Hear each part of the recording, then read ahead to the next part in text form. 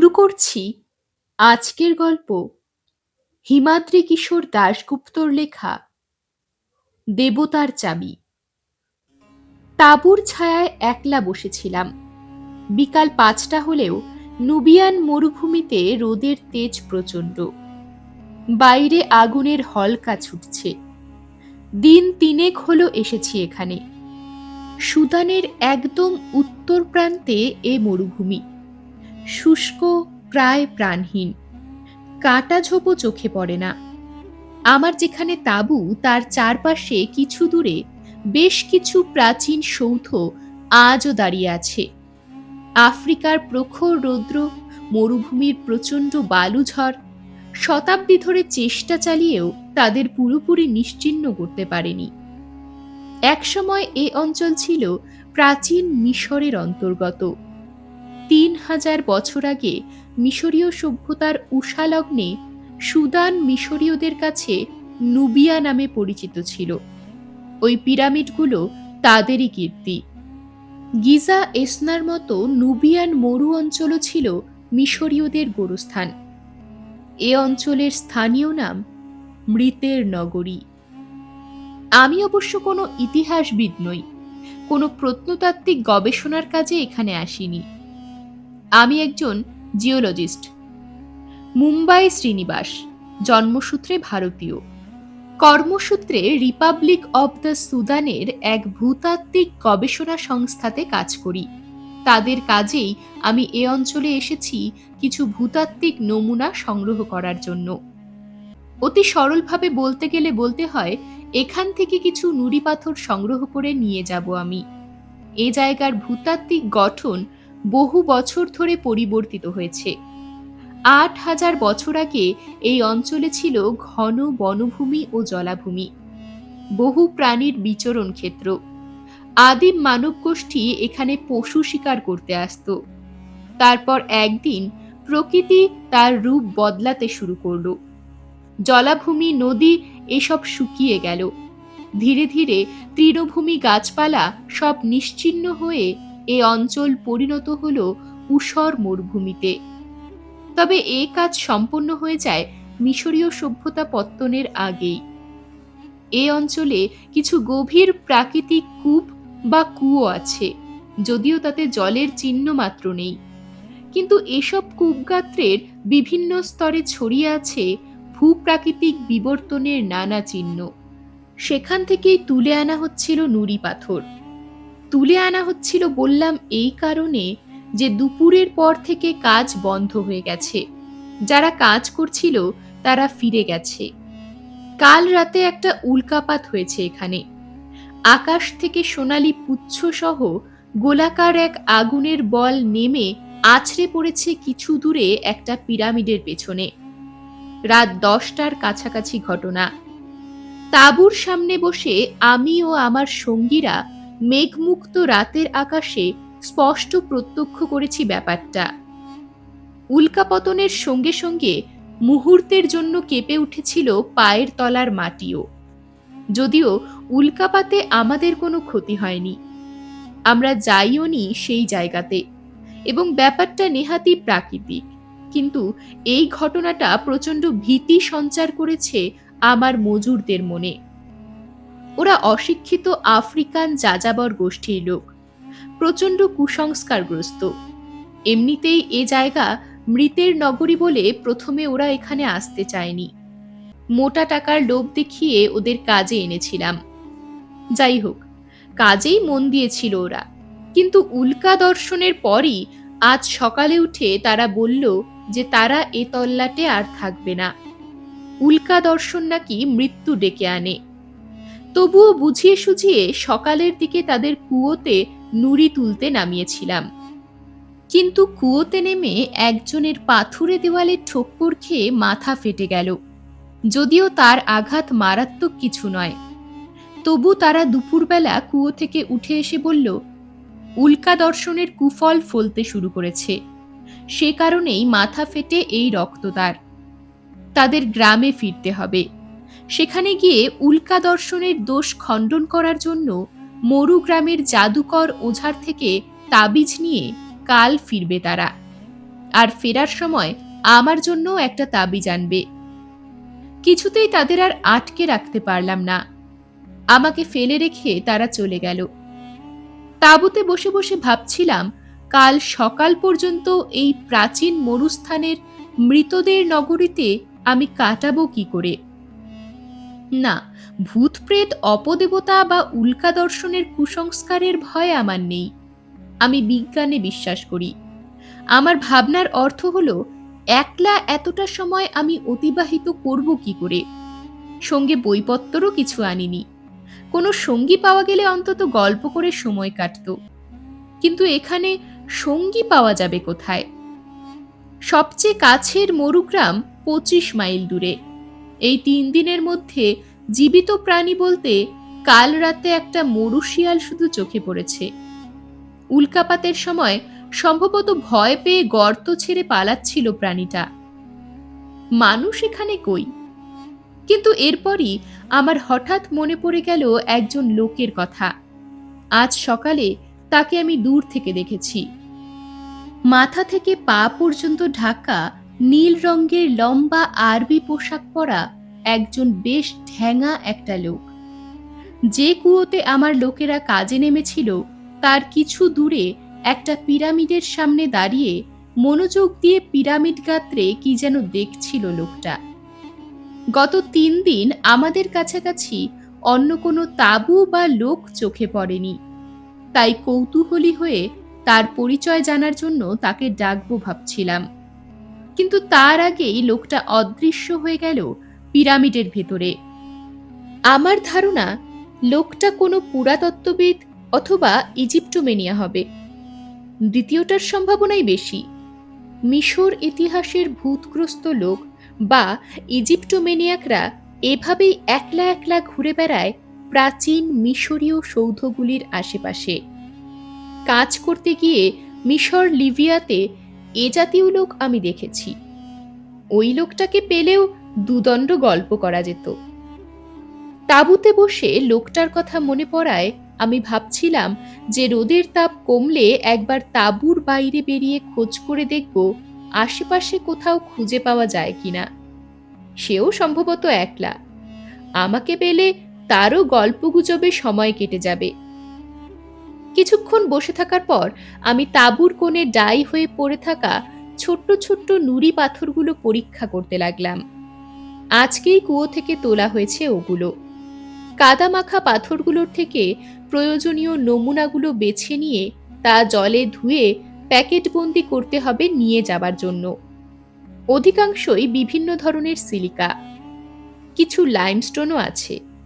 তার গায়ে চিহ্ন আঁকা আছে উদ্ভিদের।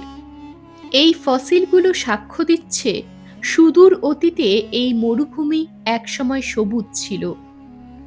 পাথরগুলো ঘাঁটতে ঘাঁটতে হঠাৎ একটা পাথর দৃষ্টি আকর্ষণ করল। গোলাকৃতি, ইঞ্চি 3 ব্যাসের চ্যাপ্টা পাথরটার চারপাশে কেমন যেন খাঁজ কাটা। কি সব অস্পষ্ট আঁকিবুকি আছে তার গায়ে। প্রাথমিক অবস্থায় আমি জিনিসটাকে কোনো মোলাস্কার ফসিল বলে ভেবেছিলাম। তাঁবুতে রাখা জল দিয়ে জিনিসটার গায়ের কাদামাটি ধুয়ে ফেলতেই সেটি দেখে আমি একটু বিস্মিত হলাম। ফসিল টসিল কিছু নয়, এটা আসলে একটা ধাতব চাকতি। চাকতির চারপাশে ত্রিভুজাকৃতির খাঁজ কাটা, আর সেই খাঁজগুলোর সংযোগস্থলে বেশ কিছু দাগ কাটা আছে। দাগগুলো সম্ভবত কোনো পরিমাপ জ্ঞাপক চিহ্ন। চাকতির একপাশে মিশরীয়দের প্রাচীন প্রতীক, ডানাওয়ালা সূর্য ও অন্য পাশে স্ক্রাব বা গুবের পোকার ছবি। এই ছবি দুটো দেখে জিনিসটা যে অতি প্রাচীন তা বুঝতে অসুবিধা হলো না। কিন্তু জিনিসটা আসলে কি? কোনো যন্ত্রাংশ? ধাতুটাও কেমন সবুজাভ। আমার পরিচিত কোনো ধাতুর মতো নয়। চাকতিটা হাতে নিয়ে ভালো করে ঘুরিয়ে ফিরিয়ে দেখছি। ঠিক এমন সময় বাইরে একটা অস্পষ্ট শব্দ শুনে দেখি তাঁবুর দরজার ঠিক বাইরে বালির মধ্যে একটা মানুষের ছায়া এসে পড়েছে। তাহলে কি আমার মজুদদের মধ্যেই কেউ মত পরিবর্তন করে ফিরে এলো? আমি ছায়াটা দেখে উৎসাহিত হয়ে চাকতিটা আমার ব্রিচেসের পকেটে ঢুকিয়ে তাড়াতাড়ি তাঁবুর বাইরে বেরিয়ে এলাম। বাইরে এসে আমি একটু অবাক হয়ে গেলাম। এ লোকটা আমার দলের কেউ নয়, আপাতমস্তক আরবি আলখাল্লাতে ঢাকা অন্য একজন লোক। মুহূর্তখানেক দেখার পরই তার দীর্ঘ আকৃতি দেখে চিনতে পেরে গেলাম তাকে। আরে, এ তো আজ সকালে দেখা লোকটা, যার কথা কিছুক্ষণ আগে ভাবছিলাম আমি। লোকটার মুখমণ্ডলের প্রায় সবটাই নীল রঙের কাপড়ে আবৃত, শুধু উজ্জ্বল চোখ দুটোই দেখা যাচ্ছে। আমি তাকে কিছু বলার আগে সে নরম স্বরে বলল, দেখলাম আপনার লোকজন সব চলে গেল, একা আছেন দেখে পরিচয় করতে এলাম। আমি জবাবে বললাম, হ্যাঁ, আমিও আপনাকে সকালে দেখেছি। তা আপনিও কি একলা নাকি? ইতিহাসের খোঁজে এসেছেন? সে বলল, তা অনেকটা ওই রকমই বলতে পারেন। আমার নাম টিরেক্স, তবে নাম শুনে আবার আমাকে ডাইনোসর ভাববেন না। আপনি আমাকে রেক্স বলে ডাকতে পারেন। এই বলে সম্ভবত মুখের ঢাকার আড়ালে একটু হাসল লোকটা। আমিও একটু হেসে নিজের নাম পরিচয় ব্যক্ত করে বললাম, যাক, পরিচয় হয়ে ভালোই হলো। তা দুজনেই যখন একলা, তখন আপনার অসুবিধা না হলে চলুন একটু বসে গল্প করা যাক। রেক্স আমার কথায় সম্মতিসূচক ঘাড় নেড়ে আমার তাঁবুর কাছেই একটা ছোট্ট বালির ঢিবি আঙুল তুলে দেখালো। ও জায়গাতে আমার লোকেরা বিশ্রামের জন্য ছাউনি টাঙিয়ে রেখেছিল।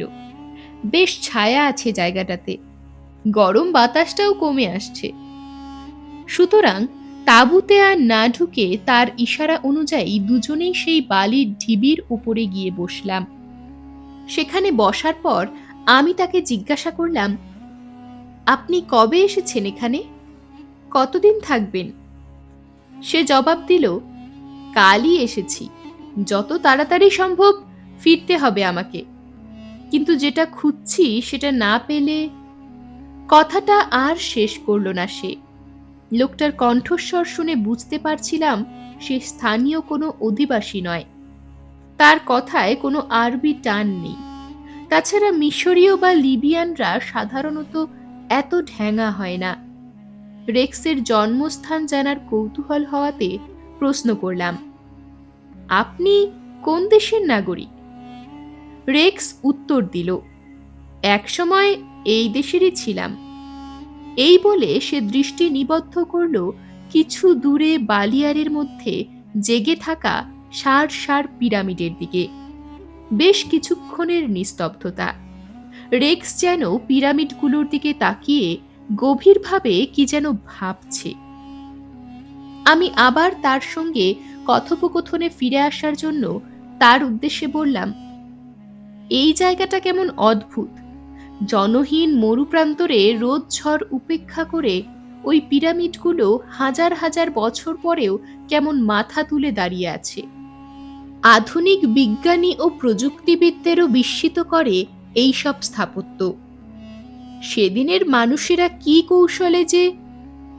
আমাকে কথা শেষ করতে না দিয়ে রেক্স নামের লোকটা আঙুল তুলে পিরামিড সারির একটা পিরামিডের দিকে দেখিয়ে মৃদু হেসে বলল, ওটা খেয়াল করেছেন? আমি তাকালাম সেদিকে। সূর্য এখন পশ্চিমে ঢলতে শুরু করেছে। তার বিদায় বেলার দীপ্তি ছড়িয়ে পড়েছে পিরামিডগুলোর শীর্ষে। তার মধ্যে একটা পিরামিডের মাথা যেন স্বচ্ছ মনে হচ্ছে। সূর্যালোক যেন পিরামিডের মাথার কয়েকটা ধাপকে ভেদ করতে পারছে। তবে কাচের মতো স্বচ্ছ দেখানো বলতে যা বোঝায় তা কিন্তু নয়। ওই পিরামিডটাই দেখাচ্ছে রেক্স। আমি সেদিকে তাকিয়ে বললাম, হ্যাঁ, খেয়াল করেছি। ওই পিরামিডের চূড়োটা সম্ভবত অ্যালাবাস্টার পাথরের তৈরি, তাই ওরকম আপাত স্বচ্ছ মনে হচ্ছে। ওই পাথরের তৈরি বেশ কয়েকটা প্রাচীন মূর্তি আমি কায়রো মিউজিয়ামে বেড়াতে গিয়ে দেখেছি। এই বলে একটু থেমে আমি বললাম, ফুঞ্জু যাযাবর উপজাতির আমার মজুর সর্দার গতকাল ওই পিরামিড দেখিয়ে বলছিল ওখানে নাকি দেবতার কবর আছে। একসময় নাকি নুবিয়ান মরুভূমিতে দেবতাদের কবর দেওয়া হতো। মরুভূমির যাযাবররা বংশ পরম্পরায় এ কাহিনী নাকি শুনে এসেছে। আমার কথা শুনে রেক্স যে এবার স্পষ্ট হাসল তা বুঝতে পারলাম। সেই পিরামিডটার দিকে চোখ রেখেই সে বলল, আপনি পিরামিড নিয়ে এখনকার বিজ্ঞানী ও প্রযুক্তিবিদদের বিস্মিত হবার কথা কি বলছিলেন? যদিও এই ব্যাপারে জ্ঞান আমার সীমিত, তবু তার প্রশ্নের জবাবে কিছু কথা বলার লোভ আমি সম্বরণ করতে পারলাম না।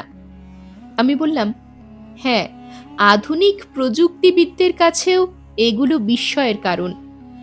ভাবুন তো একবার, সভ্যতার সেই সূচনাকালে সেদিনের মানুষরা কিভাবে এইসব বিরাট বিরাট পিরামিড বানিয়েছিলেন, কিভাবে এই সমকৌণিক পাথরগুলোকে গাণিতিক নিয়ম মেনে একটার ওপর একটা বসিয়ে পিরামিড রচনা করেছিলেন। তাদের সময় তো ক্রেন ছিল না। কিভাবে তারা ভারী ভারী পাথরের ব্লককে অত উঁচুতে তুলেছিলেন? আমি একটা বইতে একবার পড়েছিলাম যে গিজার গ্রেট পিরামিড তৈরির ব্যাপারে তার নির্মাণকাল ও শ্রমিক সংখ্যা ঐতিহাসিক হেরোডোটাসের বিবরণ সঠিক মানলে সেই হিসাব অনুযায়ী প্রতি 2 সেকেন্ডে একটা পাথরের ব্লক ওপরে তুলে প্রতিস্থাপন করা হয়েছিল। অনেক ক্ষেত্রে যেখানে একটা পাথরের ওজন ছিল 10 টন, আধুনিক ইঞ্জিনিয়ারিং এর কাছেও যা অসম্ভব। তা কোন কৌশলে সম্ভব করেছিলেন প্রাচীন মিশরীয়রা? এ এক অমীমাংসিত রহস্য। আমি প্রযুক্তিবিদ নই, আমার স্বল্প জ্ঞানের মধ্যে আমি আরো কিছু বলতে যাচ্ছিলাম, কিন্তু আগন্তুক বলে উঠল, হ্যাঁ, প্রাচীন স্থাপত্যবিদ্যা ও বিজ্ঞানের ক্ষেত্রে এরকম অমীমাংসিত আরো কয়েকটা রহস্যের কথা আমিও বলতে পারি। যেমন পেরুর প্রাচীন ইনকা রাজধানী কুচকোর সাক্সাহুয়ামান দুর্গে বিশাল পাথরের ব্লকগুলোর সংযোগস্থল গলিয়ে জোড়া লাগানো হতো কিভাবে? যে ইনকারা চাকার ব্যবহার পর্যন্ত জানতো না, তারা পাথর গলানোর মতো উত্তাপ সৃষ্টি করত কিভাবে?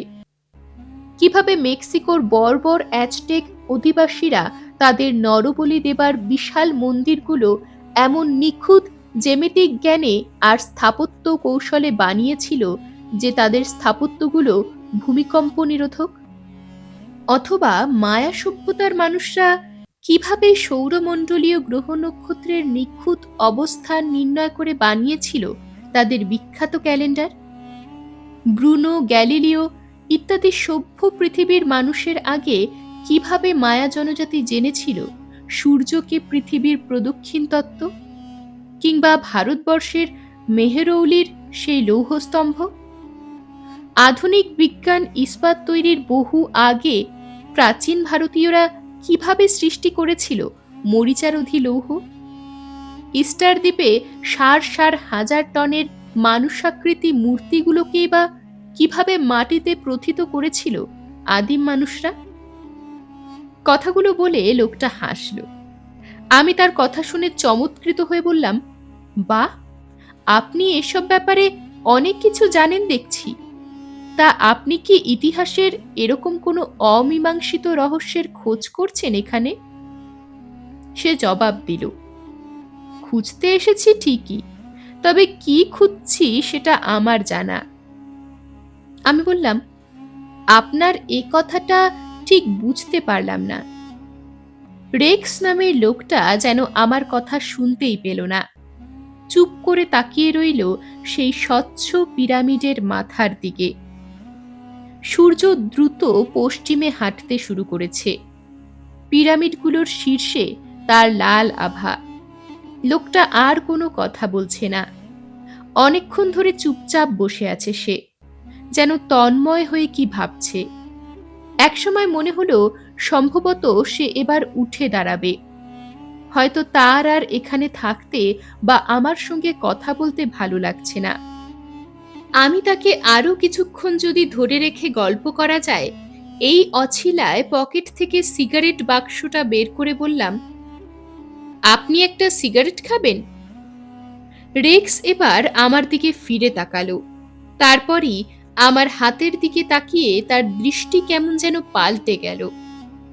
আমি সিগারেটের বাক্সটা খুলতে যেতেই পর মুহূর্তে নিজের ভুল বুঝতে পারলাম। সিগারেটের বাক্স এটা নয়। বেখেয়ালে পকেট হাতড়ে সেই সবুজ ধাতব চাকতিটা বার করে ফেলেছি। ভুলটা বুঝতে পেরে আমি আবার সেটা পকেটে রাখতে যাচ্ছিলাম, কিন্তু তার আগেই বিস্মিত কণ্ঠে রেক্স বলে উঠল, ওটা আপনি পেলেন কোথায়? সারা সকাল পিরামিডের ভেতর ওটাই তো খুঁজেছি আমি। যে কুলুঙ্গিতে ওটা থাকার কথা ছিল সেখানে খুঁজে পাইনি। আপনি কোথায় পেলেন ওটা? আমিও একটু বিস্মিত কণ্ঠে বললাম, এটা কি দুর্মূল্য কিছু? আমার লোকেরা আজ সকালে কূপ থেকে পাথরের টুকরোর সঙ্গে এটা তুলে এনেছে। আমি তো বুঝতেই পারছি না এটা কি। লোকটা আমার হাত থেকে জিনিসটা নিয়ে ঘুরিয়ে ফিরিয়ে দেখতে লাগলো।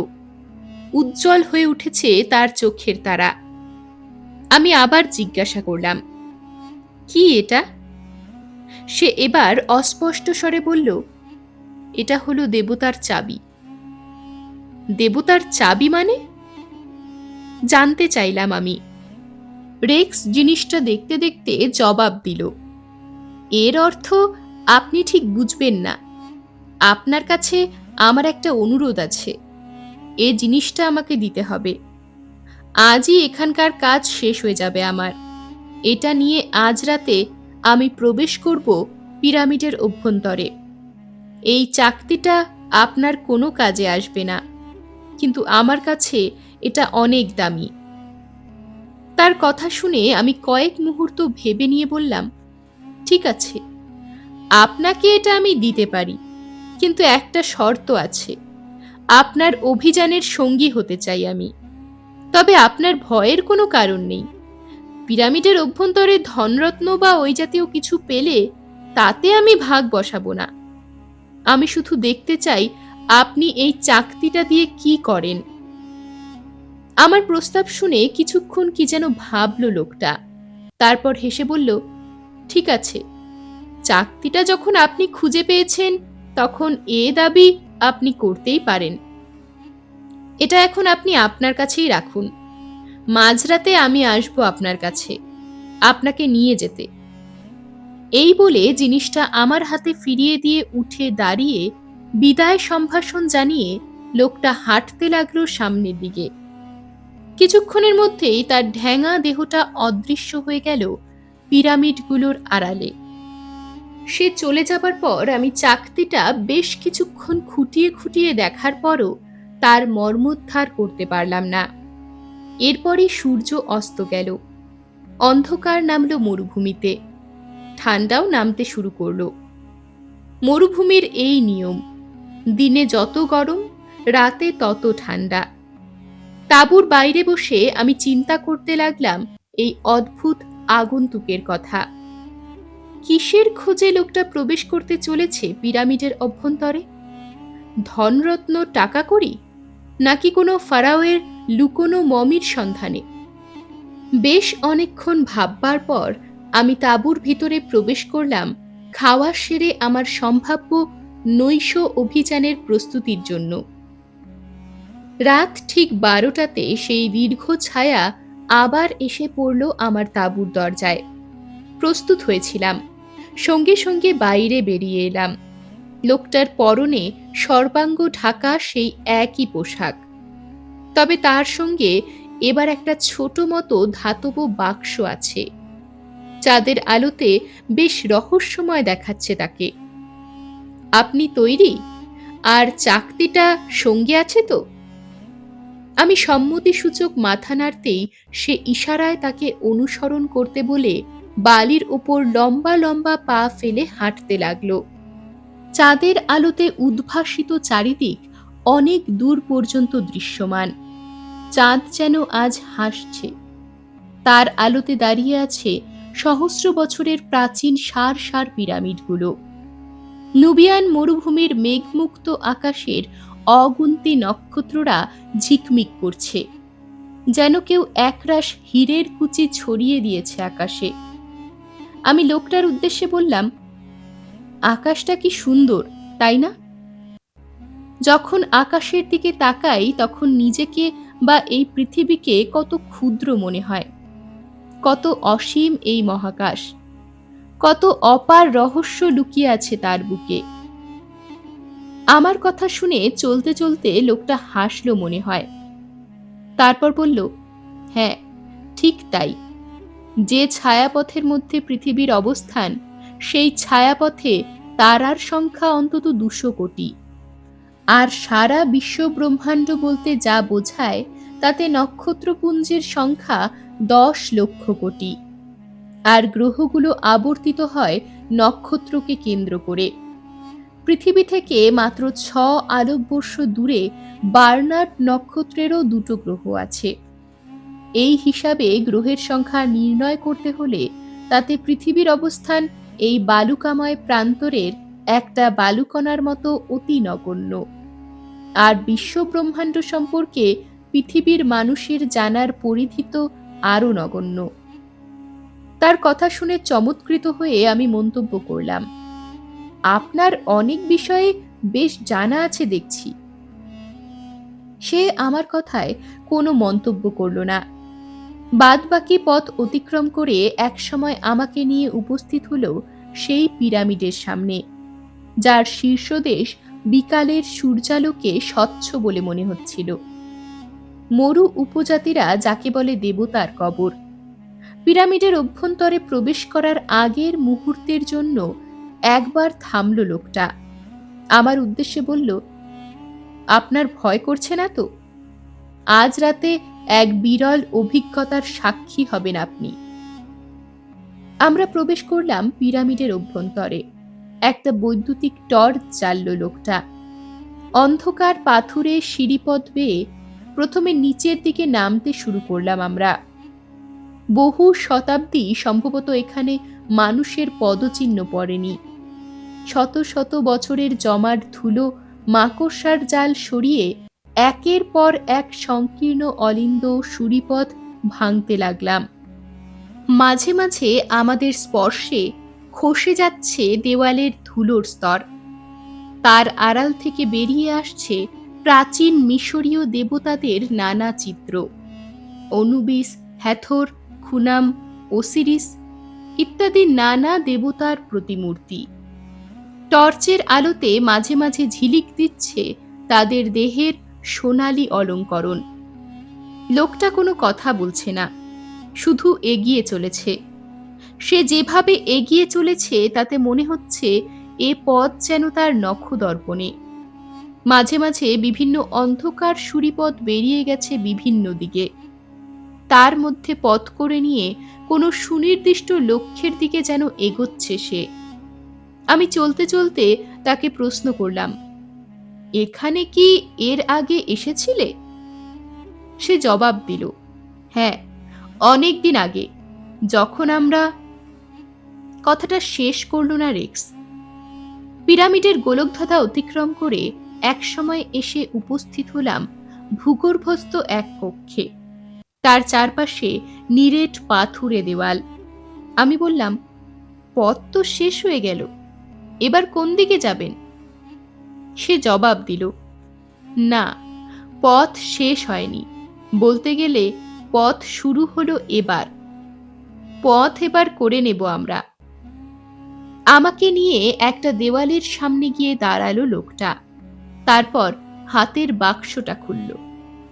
অমনি একটা বিপ বিপ শব্দ করে বাক্সের ভেতর কয়েকটা লাল নীল আলো জ্বলে উঠল। একটা কিবোর্ড আর বেশ কয়েকটা সুইচও রয়েছে তার মধ্যে। বাক্সটা যে একটা যন্ত্র তা বুঝতে অসুবিধা হলো না আমার। বাক্সর আলোগুলো জ্বলে ওঠার পর লোকটা আঙুল ছোঁয়ালো কিবোর্ডে, আর তখনই নীল রঙের একটা আলোকরশ্মি বাক্স থেকে নির্গত হয়ে একেবারে চক্রাকারে আবর্তিত হলো দেওয়ালের একটা অংশে। আর কি আশ্চর্য, সঙ্গে সঙ্গে পাথরের দেওয়ালের ওই অংশটা খসে পড়ল। ঠিক কেউ যেন ছুরি দিয়ে মাখনের দেওয়ালের থেকে একটা বৃত্তাকার অংশ কেটে নিল। ঘটনাটা দেখে আমি অবাক হয়ে বললাম, নীল আলোটা কি কোনো লেসার রশ্মি? সে জবাব দিল, তা বলতে পারেন, তবে এ তরঙ্গরশ্মির ক্ষমতা তার চেয়ে কয়েক হাজার গুণ বেশি। কাজ শেষ হবার পর আবার বাক্স বন্ধ করল লোকটা। তারপর দেওয়ালের সেই ফোকর গলে আমাকে নিয়ে প্রবেশ করলো ওপাশে। সামনেই এক সিঁড়ি উঠে গেছে। আমরা সেই সিঁড়ি বেয়ে ওপরে উঠতে লাগলাম। ওপরে ওঠার যেন বিরাম নেই। মাথার উপর ঢালু ছাদ, দুপাশের দেওয়াল বহু বর্ণে চিত্রিত। কত রকমের জিনিস চিত্রিত আছে সেখানে। সেসব কিছু ভ্রুক্ষেপ না করে লোকটা আমাকে নিয়ে কেবল ওপরে উঠেই চলল। মাঝে মাঝে শুধু আমি যখন হাঁফ নেবার জন্য দাঁড়িয়ে পড়ছিলাম, তখন মুহূর্তের জন্য সে থমকে দাঁড়াচ্ছিল। বেশ অনেকক্ষণ ধরে ওপরে ওঠার পর অবশেষে আমরা থামলাম। আমাদের পথ আগলে দাঁড়িয়ে আছে আর একটা দেওয়াল। দেওয়ালের গায়ে খোদিত আছে আকাশদেব হোরাসের বিশাল এক ছবি। রেক্স দাঁড়িয়ে পড়ে বলল, আমরা পৌঁছে গেছি। তার কণ্ঠস্বরে একটা চাপা উত্তেজনা। আমি বললাম, কোথায় পৌঁছেছি? এ দেওয়ালটাও লেসার বিম দিয়ে ভাঙবেন নাকি? সে বলল, না, এই দেওয়াল ধাতব। কোনো লেজার বিম দিয়ে এই ধাতুকে ভাঙা বা কাটা যাবে না। পৃথিবীর সবচেয়ে শক্তিশালী হাইড্রোজেন বোমাও এ দেয়াল ভাঙতে পারবে না। দিন, এবার আমাকে ওই চাবিটা দিন। ওটা ছাড়া এ দেওয়াল কেউ খুলতে পারবে না। আমি পকেট থেকে সেই চাকতিটা বের করে তার হাতে দিলাম। লোকটা চাবিটা নিয়ে এগিয়ে গিয়ে দাঁড়ালো দেওয়ালে খোদিত হোরাসের মূর্তির সামনে। টর্চের আলোতে আমার মনে হলো চাকতিটা আর দেওয়াল যেন একই ধাতুর তৈরি। দেওয়ালের গায়েও একটা সবুজ ছটা আছে। হোরাস দেবের বুকের কাছে একটা খাঁজ কাটা জায়গা আছে।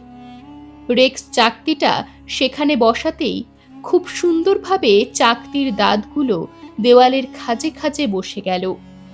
তারপর কম্বিনেশন লক যেভাবে খোলা হয়, রেক্স সেভাবে দেওয়ালের খাঁজে ঘোরাতে লাগলো সেটা। তাহলে চাকতিটা আসলে সত্যিই একটা চাবি। চাকতিটা ঘোরাতে ঘোরাতে হঠাৎ একটা ধাতব শব্দ হলো, আর তারপরই আকাশদেব দুপাশে ভাগ হয়ে গেলেন। খুলে গেল একটা ছোট্ট ধাতব দরজা। রেক্স চাবিটা খুলে নিয়ে ইশারায় আমাকে অনুসরণ করতে বলল। তার পেছনে দরজার ওপাশে প্রবেশ করলাম আমি। একটা ত্রিভুজাকৃতির ঘর। একটা হালকা আলোয় ভরে আছে ঘরটা। ঘরের চারপাশে তাকাতেই চমকে উঠলাম। ঘরটা যেন একটা এরোপ্লেনের ককপিট। নানা ধরনের বৈদ্যুতিক আধুনিক প্যানেল যন্ত্রপাতি বসানো আছে ঘরটাতে। আর ঘরের ঠিক মাঝখানে রয়েছে এই সবুজাভ ধাতুর তৈরি বিরাট এক শবাধারের মতো বাক্স। আমি অবাক হয়ে বললাম, এ কোন জায়গাতে এলাম আমরা? রেক্স বলল, দেওয়ালের কাছে যান, বুঝতে পারবেন। তার কথা শুনে দেওয়ালের কাছে যেতেই চমকে উঠলাম। অনেক ওপর থেকে বাইরের সবকিছু স্পষ্ট দেখা যাচ্ছে। চন্দ্রালোকিত মরুভূমি, আশেপাশের পিরামিড, মায় আমার তাঁবু পর্যন্ত। আকাশের চাঁদটাও স্পষ্ট দেখা যাচ্ছে। এ ঘরের আলোটা আসলে চাঁদেরই আলো। রেক্স বলল, আপনি যে পিরামিডের মাথাটা অ্যালবাস্টারের তৈরি ভেবেছিলেন, সেটা আসলে বিশেষ ধরনের ক্রিস্টালের তৈরি, যা প্রয়োজনে স্বচ্ছ ও অস্বচ্ছ দুই হতে পারে। এ এক কঠিনতম অভঙ্গুর ক্রিস্টাল। আমরা এখন দাঁড়িয়ে আছি সেই পিরামিডের শীর্ষদেশে। কথাগুলো বলতে বলতে সে গিয়ে উপস্থিত হলো ঘরের মাঝে রাখা বাক্সের সামনে। তারপর তন্ময় হয়ে তাকিয়ে রইল বাক্সটার দিকে। বাক্সের গায়েও খোদিত আছে ডানাওয়ালা হোরাস দেবের ছবি। তার বুকের কাছেও চাবি বসানোর খাঁজ। তার পেছনে আমি গিয়ে দাঁড়ালাম। তারপর বললাম, এ বাক্সতে কি রাখা আছে? রেক্স বলল, দেখাবো আপনাকে। এই বাক্সটার জন্যই তো আমার অত দূর থেকে এখানে আসা। এই বলে সে চাবিটা বাক্সর গায়ে লাগিয়ে ধীরে ধীরে ঘোরাতে শুরু করলো। কয়েক মুহূর্তের ব্যবধান মাত্র, তারপরই ডালাটা খুলে গেল। সঙ্গে সঙ্গে একটা হিমেল স্রোত যেন ছড়িয়ে পড়ল ঘরে। আমার হাড় পর্যন্ত কেঁপে উঠল তাতে। বাক্সর মধ্যে একটা শীতল কুয়াশার আবরণ ছিল। সেটা সরে যেতেই রেক্সের সঙ্গে আমিও ঝুঁকে পড়লাম বাক্সর ওপর। আর তারপরই হতবাক হয়ে গেলাম আমি। বাক্সর ভিতর একটা স্বচ্ছ ক্রিস্টালের আধারে শুয়ে আছে একজন। না, এ কোনো ন্যাকড়া জড়ানো, পোকায় কাটা, মাংসহীন হাড় সর্বস্ব মিশরীয় মমি নয়। এ একজন সর্বাঙ্গ সুন্দর ঘুমন্ত মানুষ। তবে মানুষের সঙ্গে তার একটা পার্থক্য আছে। তার কাঁধের দুপাশ থেকে নেমে এসেছে সোনালি রঙের দুটো ডানা। ডানাওয়ালা মানুষ! এত বিস্মিত আমি জীবনে কোনোদিন হইনি। বিস্ময়ের ঘোর কাটিয়ে উঠে আমি বলে উঠলাম, এ কে? রেক্স শান্ত স্বরে বলল, এ হলো তাদেরই একজন, যারা সভ্যতার উষালগ্নে ছায়াপথ অতিক্রম করে নেমে এসেছিল পৃথিবীর মাটিতে। পৃথিবীর স্থানে স্থানে ভিন্ন ভিন্ন গোষ্ঠীর মানুষকে যারা প্রথম শিখিয়েছিল বিজ্ঞান, প্রযুক্তি, মহাকাশবিদ্যা। মানুষের চেয়ে অনেক বুদ্ধি সম্পন্ন, যারা মানুষকে সাহায্য করেছিল গিজার পিরামিড, অ্যাজটেক মন্দির করতে, শিখিয়েছিল কিভাবে তৈরি করতে হয় মায়া ক্যালেন্ডার অথবা মরিচাহীন ইস্পাত। ইতিহাসের আপনার সেই অমীমাংসিত প্রশ্নের উত্তরগুলো যাদের জানা ছিল, বিভিন্ন সভ্যতার পৌরাণিক গাথায় যাদের বর্ণনা করা হয়েছিল দেবতা বলে, এ তাদেরই একজন। পৃথিবীতে কাজ শেষে আবার যদি পৃথিবীর কোনো প্রয়োজন হয়, এই ভেবে হিমায়িত অবস্থায় ঘুম পাড়িয়ে রেখে যাওয়া হয়েছে ওকে। ৫,০০০ বছর ধরে ঘুমোচ্ছে ও। এবার ওর ফিরে যাবার সময় হয়েছে। রেক্সের কথা শুনে হতভম্বের মতো দাঁড়িয়ে রইলাম আমি। আমার মাথার ভেতরটা কেমন যেন গুলিয়ে যাচ্ছে। ক্রিস্টালের ঘরের ভেতর শৈত্যপ্রবাহ ক্রমশই যেন বেড়ে চলেছে। আর সহ্য করা যাচ্ছে না ঠান্ডা। রেক্স একসময় বলল, চলুন এবার আপনাকে নিচে নামাই। রেক্সের পেছনে পেছনে তন্দ্রাচ্ছন্নের মতো নিচে নামতে শুরু করলাম। যে পথে আমরা ওপরে উঠেছিলাম, রেক্স কিছুটা সে পথে নেমে রশ্মি দিয়ে পাথর কেটে অন্য পথ বার করে বেশ দ্রুতই বাইরে বের করে আনলো আমাকে। পিরামিডের বাইরে চন্দ্রালোকিত বালু প্রান্তরে আমরা এসে দাঁড়ালাম। মাথার উপর আকাশে পূর্ণচন্দ্র আর ঝিকমিকে তারাগুলো যেন আমার দিকে তাকিয়ে হাসছে। আমাকে নিয়ে কয়েক পা এগোবার পর দাঁড়িয়ে গেল রেক্স। তারপর আমার উদ্দেশ্যে বলল, আপনি এবার তাঁবুতে ফিরে যান। পিরামিডের মধ্যে যে ঘুমিয়ে আছে তাকে নিয়ে আমাকে অনেকটা পথ পাড়ি দিতে হবে। আর আমাদের সাক্ষাতের স্মৃতি হিসাবে আপনি এটা রেখে দিন। এই বলে সে তার পোশাকের ভেতর থেকে বলের মতো একটা সবুজাভ ধাতুপিণ্ড বের করে তুলে দিল আমার হাতে। সম্ভবত এই ধাতু দিয়েই তৈরি সেই দেবতার চাবি। এরপর সে মৃদু হেসে বলল, তাহলে চলি বন্ধু। আর আপনার সঙ্গীরা ফিরে এলে তাদের বলবেন এখানে আর উল্কাপাত হবে না। আপনাকে বলি, ওটা আসলে উল্কা ছিল না। এই বলে পেছনে ফিরতে যাচ্ছিল রেক্স। আমি তার উদ্দেশ্যে বললাম, একটু দাঁড়ান, আপনার সঠিক পরিচয়টা? কোথায় ফিরে যাবেন আপনি? রেক্স থমকে দাঁড়িয়ে পড়ল আমার কথা শুনে। আমার দিকে কয়েক মুহূর্ত তাকিয়ে থেকে সে খসিয়ে ফেলল দেহের আলখাল্লা। আমি দেখলাম আমার সামনে দাঁড়িয়ে আছে এক সুন্দর পুরুষ, আর তার কাঁধ থেকে নেমে এসেছে দুটো সোনালি ডানা, ঠিক সেই পিরামিডের কফিনে শায়িত মানুষটার মতো। চাঁদের আলোতে ঝলমল করছে সেই দুটো পাখা। রেক্স এরপর একবার মৃদু হাসল আমার মুখের দিকে তাকিয়ে, তারপর বিদায়ের ভঙ্গিতে হাত নেড়ে এগোলো পিরামিডের দিকে। আমি ফিরে এলাম আমার তাঁবুর কাছে। বিস্ময়ের ঘোরে তখন আচ্ছন্ন আমি। কিছুক্ষণের মধ্যেই আমি খেয়াল করলাম যে পিরামিডে আমি গেছিলাম তার শীর্ষদেশে নানা রঙের আলো জ্বলে উঠতে শুরু করেছে। একটা সার্চ লাইটের মতো ঘূর্ণায়মান তীব্র আলো ক্রমশ ছড়িয়ে পড়ছে চারপাশে। সে আলো আমাকে, আমার তাঁবুকেও স্পর্শ করছে। এর কয়েক মিনিটের মধ্যেই পিরামিডের মাথাটা হঠাৎ সোনালি আলোতে ভরে উঠল, আর তার পরমুহূর্তেই পিরামিডের উজ্জ্বল আভাযুক্ত মাথাটা ছিটকে আকাশে উঠে গেল। আমার পায়ের নিচের মাটি থরথর করে কেঁপে উঠল। একটা হিস হিস শব্দ করে সেই সোনালি ত্রিভুজ একবার পাক খেল মরুভূমির আকাশে, তারপর উল্কার গতিতে ধাবিত হল মহাশূন্যের দিকে। রেক্স তার সঙ্গীকে নিয়ে যাত্রা করল হয়তো অন্য কোনো ছায়াপথে, নিজেদের বাসস্থানে, অথবা অন্য কোনো গ্রহে, যেখানকার অধিবাসীদের হয়তো উন্নত করে তুলবে তারা। আকাশের লক্ষ তারার মাঝে ক্রমশ অপসৃয়মান একটা আলোক বিন্দুর দিকে হাত নেড়ে আমি বললাম, বিদায় বন্ধু। সপ্তাহখানেক পর সুদান ক্রনিকলে একটা খবর ছাপা হয়েছিল।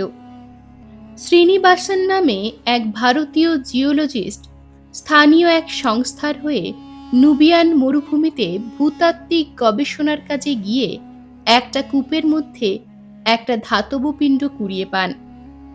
সেই ধাতব পিণ্ড তিনি পদার্থবিজ্ঞানীদের কাছে পরীক্ষার জন্য পাঠালে তারা জানাচ্ছেন যে পৃথিবীর পরিচিত কোনো ধাতব খণ্ডের সঙ্গে তার কোনো মিল নেই। আধুনিক বিজ্ঞান কোনোভাবেই অজানা মৌলে তৈরি এই ধাতুখণ্ডকে ভেদন বা ছেদন করতে পারছে না। যেদিন ওই ধাতুখণ্ডটি উদ্ধার হয় তার আগের দিন ওই অঞ্চলে উল্কাপাত হয়। বিজ্ঞানীদের একাংশের ধারণা ওই উল্কার সঙ্গেই বহির্বিশ্বের কোনো স্থান থেকে ধাতুখণ্ডটি পৃথিবীতে এসে পড়তে পারে। যিনি ওই ধাতব বলটি পেয়েছেন তার ইচ্ছানুসারে বিজ্ঞানীরা ওই অজানা ধাতুর নামকরণ করেছেন টি-রেক্স। যদিও এই অদ্ভুত নামকরণ কেন তা আমাদের জানা নেই। এরকমই আরো সব গল্প পেতে চ্যানেলটিকে সাবস্ক্রাইব করে দেবেন, আর গল্পটি যদি ভালো লেগে থাকে তাহলে লাইক, শেয়ার আর কমেন্ট করে দেবেন।